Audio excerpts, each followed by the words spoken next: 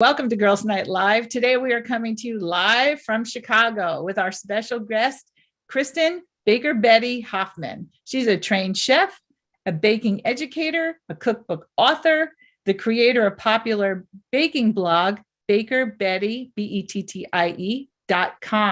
She owns an online baking school, the Better Baking School, can't say that 3 times fast, where she teaches virtual classes on a variety of topics. I also want to say a special thank you to this month's sponsor, Zally Somerset ShopRights. Thank you for sponsoring today's program. Welcome to Girls Night Live, Kristin Hoffman.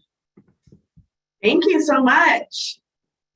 Thank you so much for that wonderful introduction. Hello, everyone. Thank you for joining. And again, thank you for your patience as we had some technical difficulties for a moment, but we are going to jump right into making some sticky buns today, or I guess I should say cinnamon rolls. There's a slight difference between the two.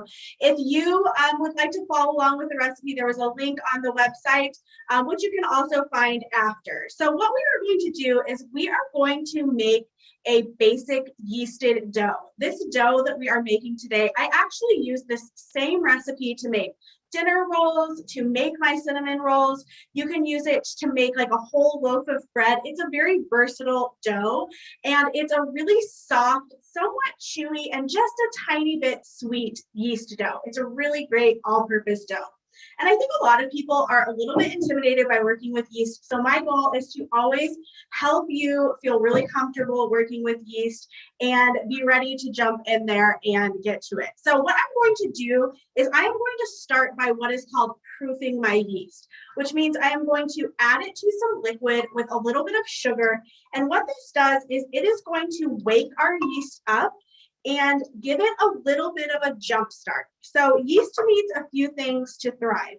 It needs warmth, it needs moisture, and it needs a food source. So when yeast is in that dried state, like I had it just a moment ago, it's actually asleep. So once you add it to your liquid and give it some sugar, it is going to wake up. Now, this part of the yeast spread process is actually always optional. You might find some recipes call for it and some don't, but you can always do it. And what this does is it helps you make sure that your yeast is alive. We want to use slightly warm water, about 110 degrees Fahrenheit. It should feel like a little bit warmer than bath water, but definitely not hot. If it's too hot for you to touch, it's definitely too hot for your yeast. So what this is doing is we are just making sure that our yeast is alive, and then we can put it into our bread dough. So you're going to hydrate your yeast, let it sit for about 5 to 10 minutes, and let it bubble up. If you don't see any kind of foaming or bubbling, that's an indication that your liquid was either too hot and you killed your yeast, or your yeast was old, because it can get too old and become inactive. So while I'm letting my yeast hydrate for a moment, I'm actually just going to throw every other ingredient from the recipe into my mixing bowl here. It's very simple. You don't need to be caught up in how you're adding the ingredients. Everything can go in at once. So I'm using some unbleached all-purpose flour here. And I like to use unbleached flour anytime I'm making bread, because it does build a little bit of a nicer gluten structure than bleached flour does. You could also use bread flour if you like, but it works really well with all-purpose flour for this recipe. I'm also going to add some salt in here and some sugar. And then we have the things that are going to make our bread dough soft: butter and eggs. So I'm using 2 eggs here. And that is going to help give a little bit of chewiness to our dough. Whoops.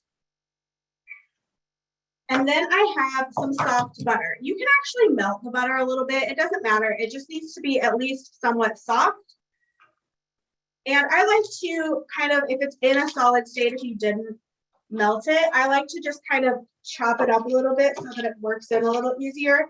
But we are going to be kneading our dough for a good amount of time, so don't worry too much about it. It will all get very evenly incorporated.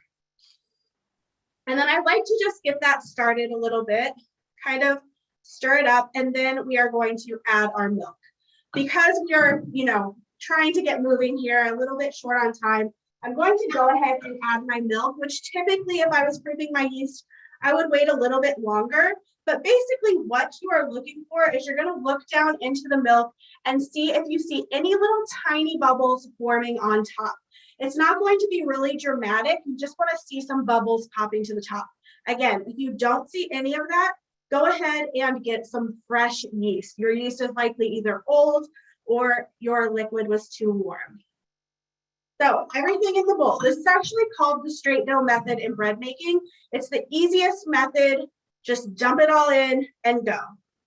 Now, you'll also notice that a lot of bread recipes will give you a range of flour to use. So my recipe, I think it lists like 4 to 5 cups of flour or something like that. So you always want to start with the lowest amount, and then you are going to keep the rest of that aside. And as you're kneading your dough, you will add a little bit more if you need it. Depending on where you live, if you live somewhere that's very, very humid, or if you live somewhere that's very, very dry, you might need more or less flour. So it's not an exact science with bread dough. You're going to have to kind of get a feel for it. Now, before I start kneading my dough, are there any questions that are pressing at this moment? Not yet. So far?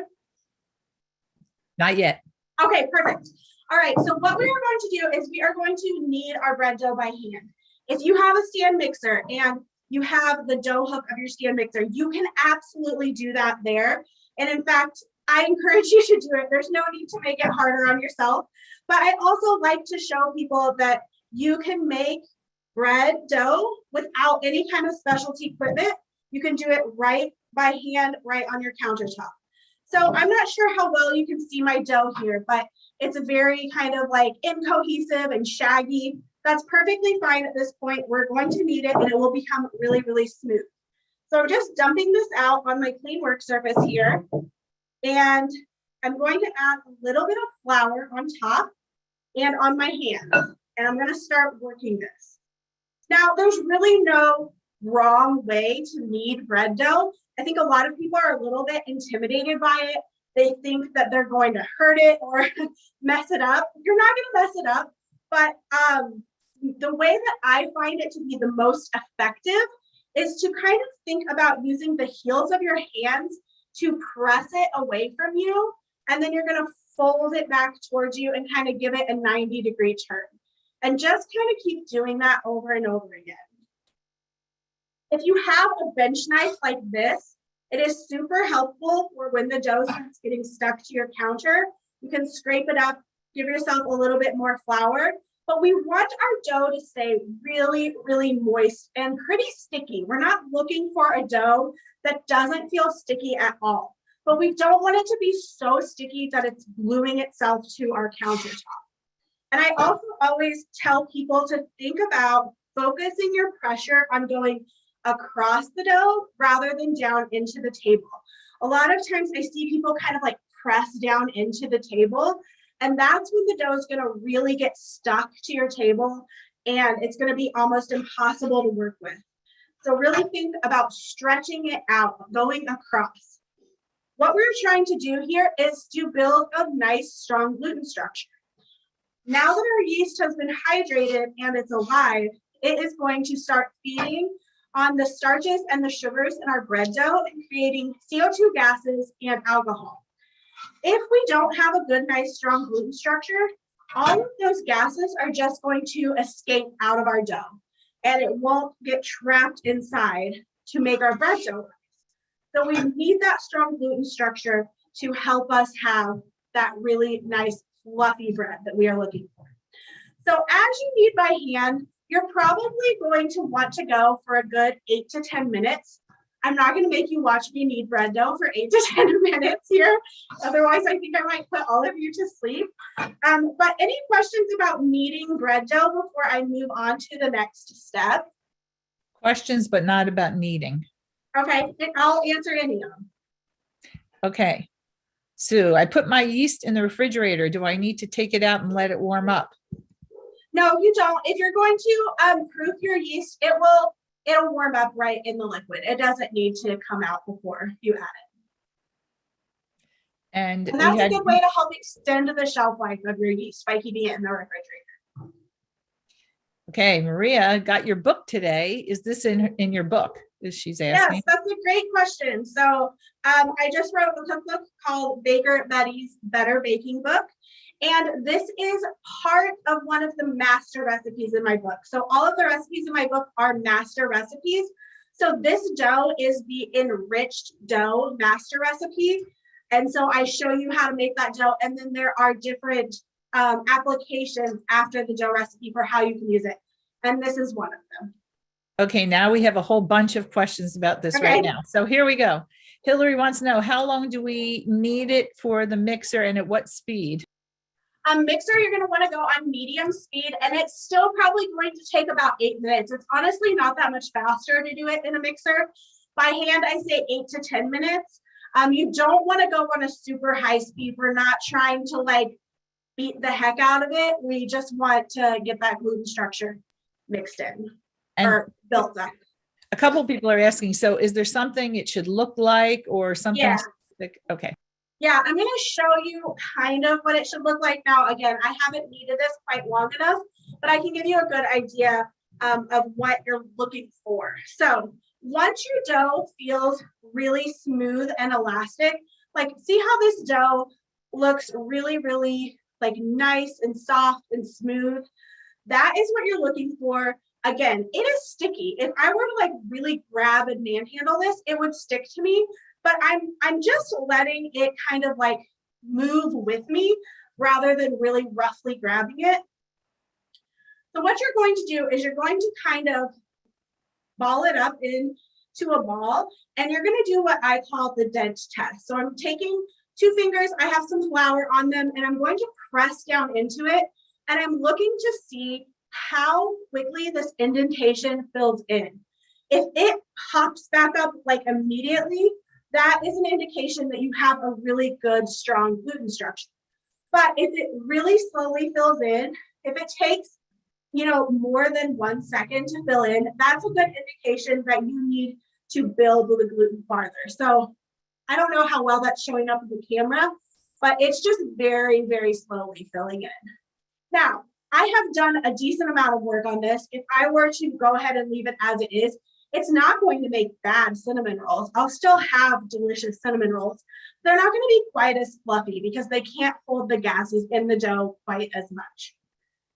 So once you are happy with how much you have kneaded your dough, you're going to put it in a bowl. If you live somewhere very dry, you might want to spray the top of it with some oil just to help keep it moist. And then you're going to cover it with some plastic wrap, and we're going to let it rise until it's about double in size. If you used active dry yeast, I think I say that takes about 2 hours. If you used rapid rise yeast, it takes about 1 hour. So we're looking for this to double in size. And I have a dough that I'm going to grab out. If there's any other questions, if you want to let me know. Yes, there are a few more. So if someone's using the mixer, Wendy wants to know, should I add flour from time to time to stop it from sticking?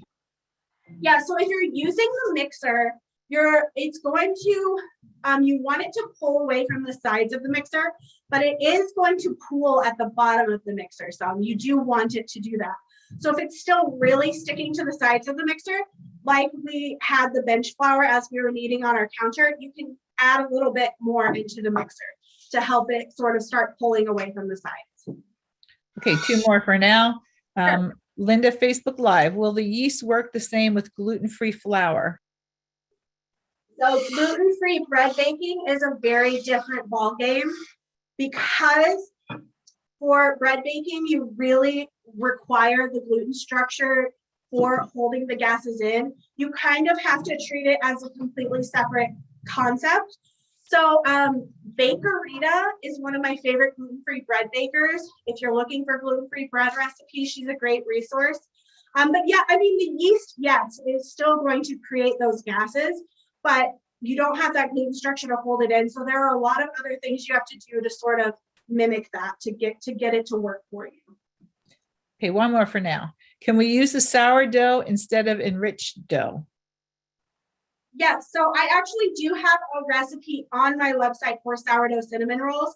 It is an enriched dough, but rather than putting yeast into the bread, you're going to put your sourdough starter into the dough. So you'll use that as your leavening agent, but it's still an enriched dough that has the eggs and the butter in it. You don't want to use like a traditional sourdough recipe that's just flour, water, salt, and sourdough starter. That is going to give you a really crispy cinnamon roll. I don't think anybody wants a crispy cinnamon roll. All right, so this dough I made earlier today, it has risen. It has about doubled in size. And now we can go ahead and roll this out and fill it. So I'm going to lightly flour my counter. And you can press the air out of this if you like. It'll get pressed out as you roll it. But a lot of recipes use the terminology punching down the dough. I don't like using that word because there's no reason to aggressively punch your dough. You worked really hard to build that strong gluten structure. Like, you don't want to manhandle it and mess up that gluten structure. So we're just trying to lightly press the air out of it. Kristin, Right. It looks like you have some people cooking along with you. So I just want to ask this one quickly. Sure. Jamie said she might have added a tad too much flour to her mixer dough. Any recommendations? You can add a little bit of extra milk to help loosen the dough up a little bit. It is a lot more difficult to work more moisture in rather than work more flour in. So you do want to really be careful about that. But if you have already done that, go ahead and add a little bit more milk as you're kneading it, and it will eventually get worked in. Just maybe a tablespoon or two as you're mixing it.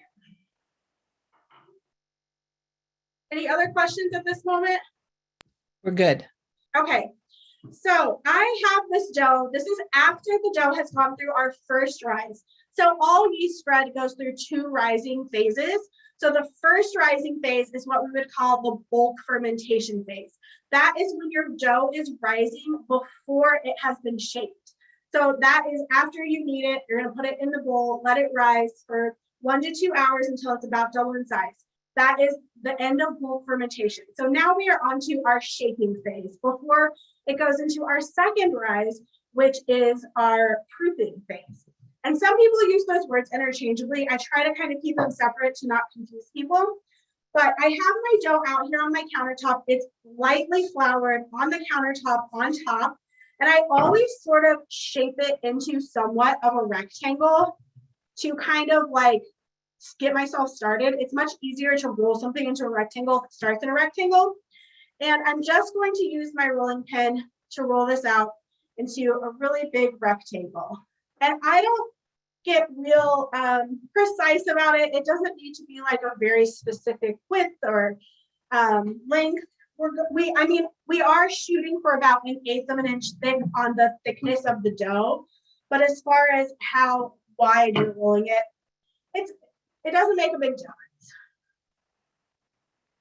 So if your dough is really fighting you, I know a lot of people will try to roll out dough and it really wants to snap back on them. If that's happening to you, what you're going to do is put a towel over your dough and you are going to let it rest for about 10 minutes. And that is going to let the gluten structure relax, and then it will work with you much better.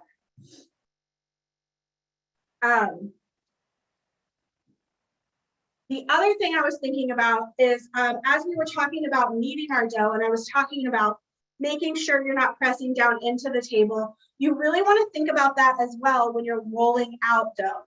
Again, we're going across, we're trying to stretch it out. We're not trying to go down into the table. Same with pie crust. I teach a lot of beginner baking classes, and I've noticed that that's something a lot of people struggle with. So if your dough's sticking really bad to your counter, just try to assess if maybe that's what you're doing, if you're kind of pressing too much into the counter. So we're going to fill these rolls. You can, oh, my butter is not melted anymore. That's okay, I'll spread it. You can really fill these with anything you like. You could even, fill them with like something like dried cranberries and like some orange zest. You're always going to start with a base of butter. I typically use melted butter, but my butter is now just very soft because it solidified as we were having technical difficulties. But it's okay. If it's soft butter, it still works. You are going to spread that evenly over your dough I'm going to leave about 1/2 inch at the top because that's going to be where I pinch to seal. So I want that part of the dough to stay clean of the filling. But other than that, you can go all the way to the edge, to the bottom, and the sides. And then we are going to add some brown sugar and cinnamon. Now, I think what makes my cinnamon rolls some of the best cinnamon rolls is that I use a lot of cinnamon in my filling. If you have not looked at the recipe yet, there are 3 tablespoons of cinnamon in the filling, which sounds like a ridiculous amount because it kind of is. But I have shared these cinnamon rolls with many people. They're one of the most highest reviewed recipes on my website. So just trust the cinnamon amount. I promise you'll love them. Any questions at this time? So you're getting a lot of love for the back, your kitchen. They're loving your kitchen. That's I have to tell you. We have a couple general questions here. So, and you've been given quite a bit of advice, but Darcy from Instagram, what advice would you give to a novice baker? And Helen from Facebook, I have dark coated pans. It seems that my cakes bake almost burn on the outside and the inside is still unbaked. Any suggestions? Yes, if you have dark coated pans, turn your oven temperature down by 25 degrees Fahrenheit. Dark coating just holds heat a lot more, so it will bake faster on the outside of your baked good. So for any recipes are typically written with, they've probably been tested with a lighter coating on a pan. So yes, decrease by about 25 degrees Fahrenheit. And someone asked before, what is the speed? Now I just lost it, but I believe it was the speed and the timing for a mixer. Any suggestions? For kneading the bread dough, is that what you mean? Yeah, so go on about medium speed and you're going to knead for about 8 minutes. But again, you want to still do that check where I showed you. You're going to kind of round the dough up in a ball and do the little dent test to see if it has a nice strong structure. Okay, 2 more. So you're getting some love also because there's some beginners on here and they are appreciating the details. So thank you. They're popping up the questions. All right, Teresa, do you like glass pans or do you prefer light colored metal? I prefer light colored metal for most baking things. It's just a better conductor of heat than glass. The only thing that I like glass for is pie baking. And then I use glass dishes for other kind of like savory things. Like if I'm going to do a baked egg dish or something like that, I might use a glass pan. But I find metal just works better for most other baked goods. Okay. And then I'm just reminding, I've gotten a couple private messages that yes, this recipe will get emailed to everybody who's here on Zoom after the event. You also can find it on our website. I will drop it in the chat again. And then Michelle wants to know, do you prefer a particular type of cinnamon? And that's it for the questions for now. I mean, honestly, I typically test all of my recipes with the cheapest store-bought ingredients because I want to make sure that they're going to work well for everyone. I don't want to invest in really, really expensive ingredients and it tastes great for me and then it doesn't taste great for somebody else. So truthfully, like most of my baking is done with store brand, but I do love Saigon cinnamon. If you want to splurge on some cinnamon, I find it to be quite delicious. It just has a bit of a different flavor. Perfect. Okay, so now we are going to go ahead and fill our cinnamon rolls. You can use granulated sugar, but I like to use brown sugar. I like the molasses flavor that it gives. I like the molasses flavor that it gives to the filling. And then I have this mixed again with like a ridiculous amount of cinnamon. So I'm just using my hand to kind of evenly spread this out. Again, I'm going all the way to the edges on the sides and the bottom, but I'm leaving that top edge free of any filling so that I can seal it. It's going to really help me seal it. And I'm kind of pressing the filling into the dough and into the butter a little bit. That's going to help it sort of stay in place and not fall out of the rolls. Part of the thing that's going to help it not fall out of the rolls is making sure you're rolling it tightly enough, but also kind of pressing it into the dough will help it stay inside.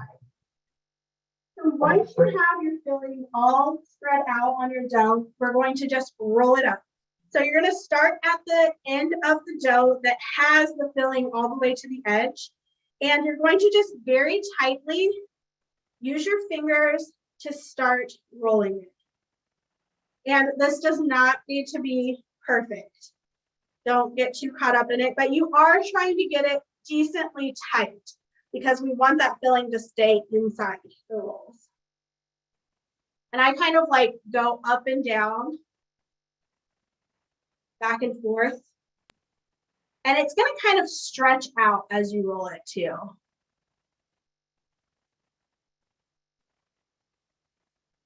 And once you get to the end, you can take that side that's clean and you're going to kind of pull it up and just pinch it with your fingers to make sure that it's sealed shut all the way down the log.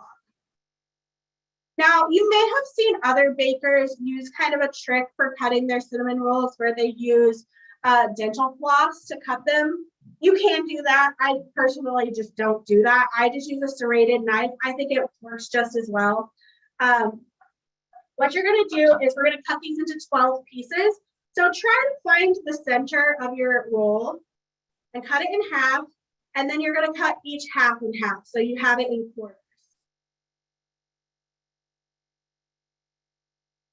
And then you're going to cut each of those quarters in roughly 3 equal pieces.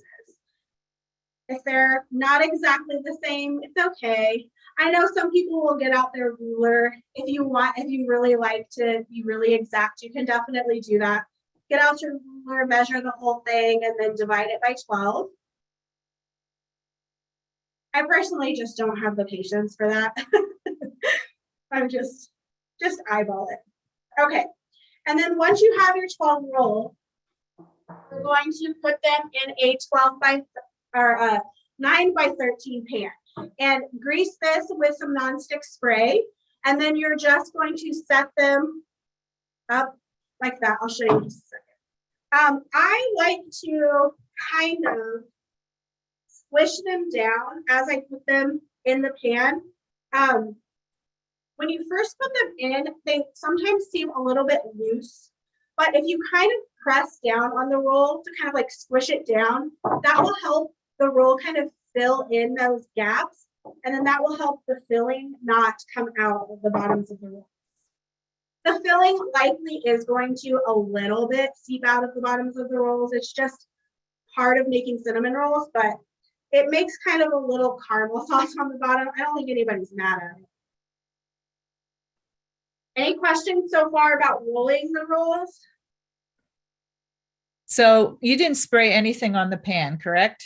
It should be sprayed. I just didn't have any right here with me. But yes, you do want to spray your pan. Okay, 2 fast questions. Wendy wanted to know what kind of knife that was that you used to cut. I know you said serrated, but I don't know if she wants to know more than that. Serrated knife. My favorite serrated knife is Mercer brand. It's the best bread knife I've ever found. Works really well. And it's very inexpensive too. You can find it on Amazon. Okay, and one more. Debbie wants to know, can this be made more than 1 day in advance, such as prepare on Friday and bake on Sunday? Typically, no. The only way that's going to work for you is if you freeze them. The dough, once you put it in the refrigerator, is really only going to last for about 16 hours. Otherwise, it's going to start overproofing.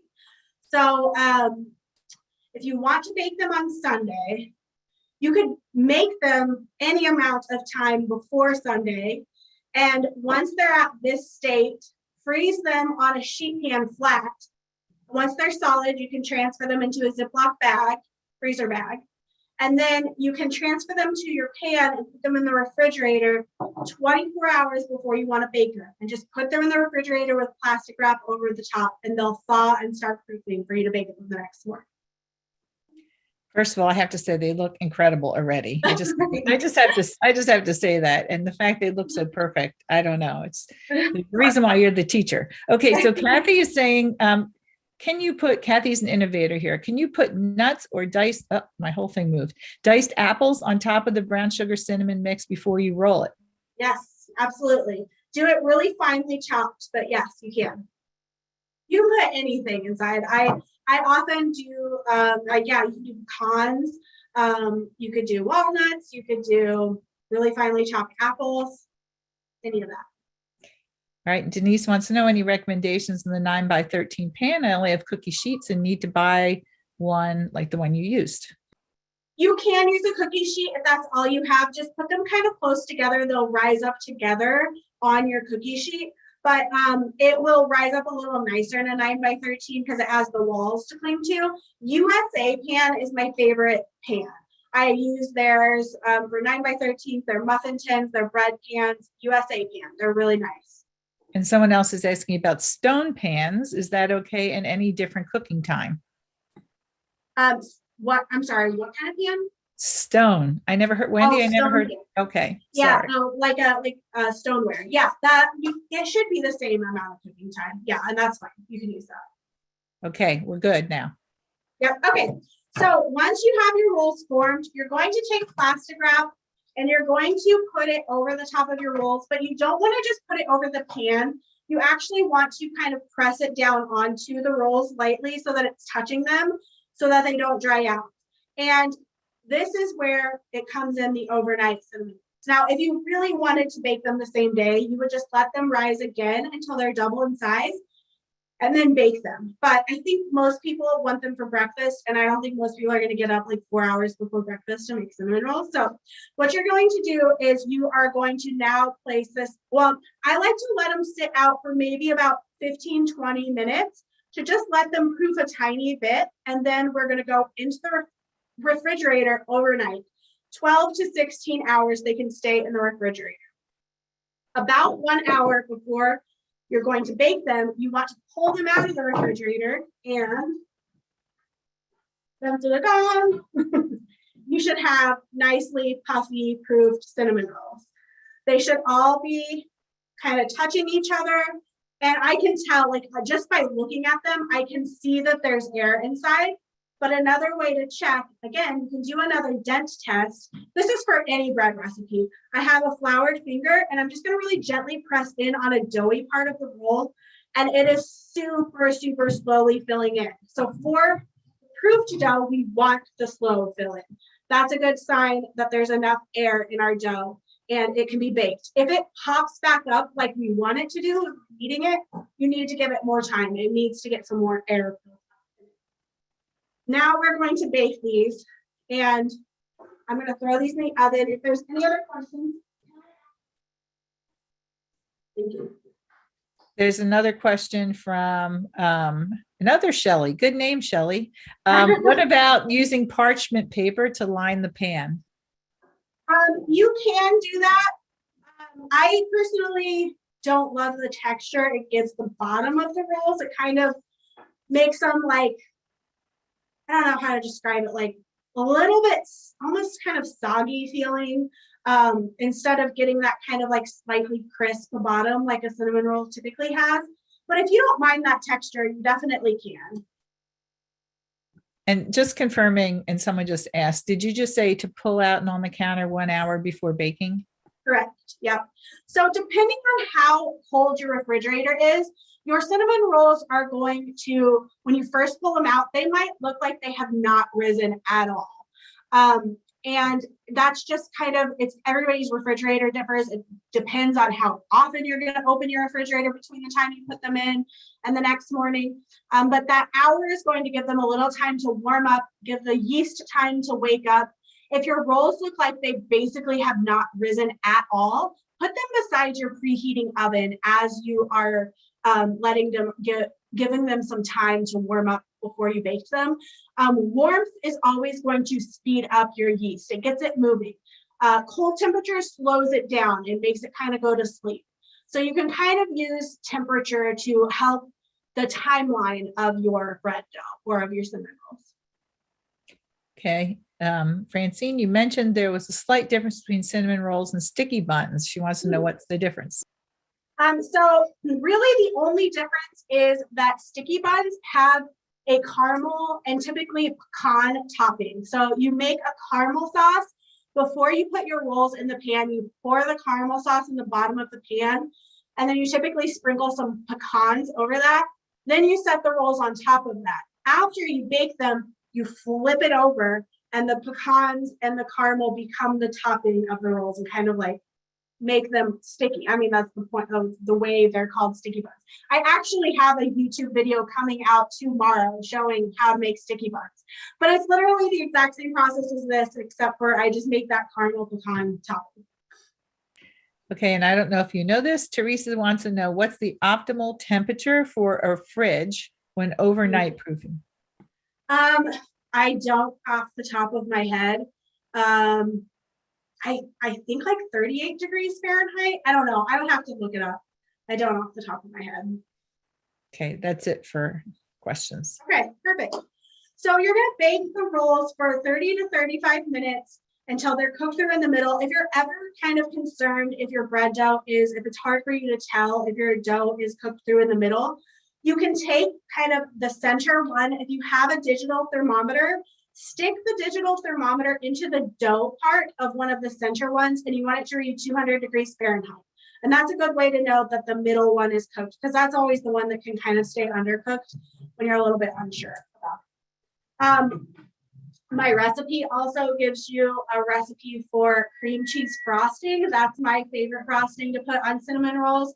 I recommend letting them sit for maybe 10 minutes and then putting the frosting on while they're warm. It kind of like seeps down into the rolls. Delicious. Or you can just use like a simple powdered sugar glaze, just powdered sugar, a little bit of milk and vanilla. Mix it until it's a nice, drizzleable, I don't think that's a word, a texture you can drizzle, and then that's a great topping as well. But I like the tang of the cream cheese frosting, really is nice.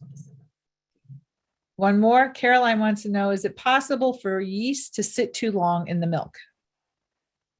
No, but the longer it sits in the milk, the kind of yeastier the flavor is going to be in your dough. So you don't really want to just like let it go indefinitely. Eventually, it's going to run out of food in your milk and it's not going to be awake anymore. But once you add it into your dough and the flour comes into contact with it, it will happen. I lied. Here comes another question from Hillary. Non-stick or aluminized 9x13, which do you prefer? I think it's the USA pans. I think mine are the aluminized 9x13. Yeah, I don't have any non-stick pans. Okay, we've addressed all the questions for now. Okay, cool, awesome. Well, I don't know how long we'll chat here before we get off, but I'll try to show you the finished rolls. I will also let you know that again, I'll plug my book. I just published this book, Baker Bettie's Better Baking Book. It's all about baking fundamentals and building your baking confidence. It's sold wherever books are sold, Amazon, Barnes & Noble, Target, all the places. And all of the recipes in the book are master recipes. So like I said, this yeast dough that I showed you today is in the book, but it's just the dough recipe. And then I show you different ways you can use it. You can use it for dinner rolls, cinnamon rolls, sticky buns. Same thing for other recipes in the book, like there is like a pastry cream master recipe. And I show you how you can use that as a pie filling, or maybe you want to top a tart with it. Maybe you want to make a chocolate one or a banana one. And I show you kind of how you can customize recipes to give yourself more flexibility in the kitchen. And I also go over tons of baking science in the book. So I think it really helps people sort of have a better understanding of how ingredients function and how you can make adjustments when you need to when you're baking. That cookbook looks incredible, and we will definitely add it to the Girls Night Live bookstore, which we'll definitely have to get it on there quickly.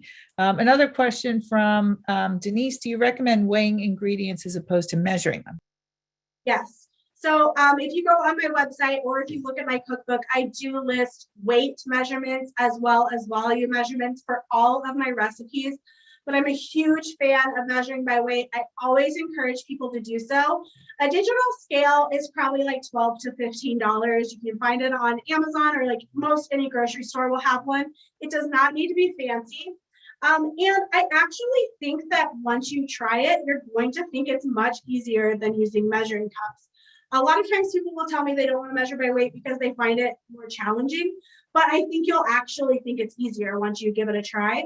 So the reason why weight measurements are better than volume measurements is because ingredients, dry ingredients specifically, like flour, powdered sugar, cocoa powder, all of those things can very easily get packed in the measuring cup.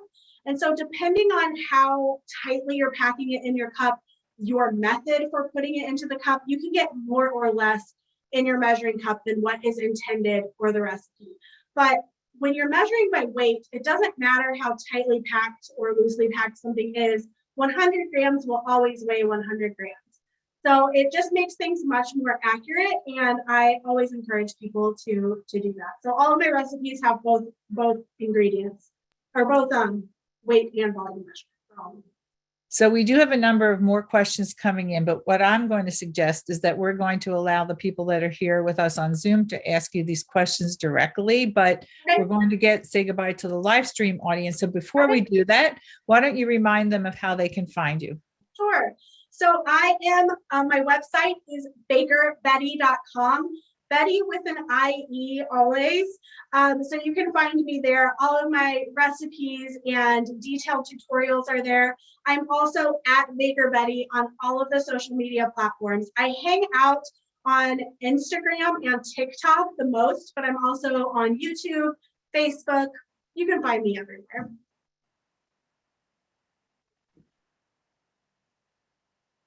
And then my book, sorry, one more. My book is Baker Bettie's Better Baking Book, if you're looking for that.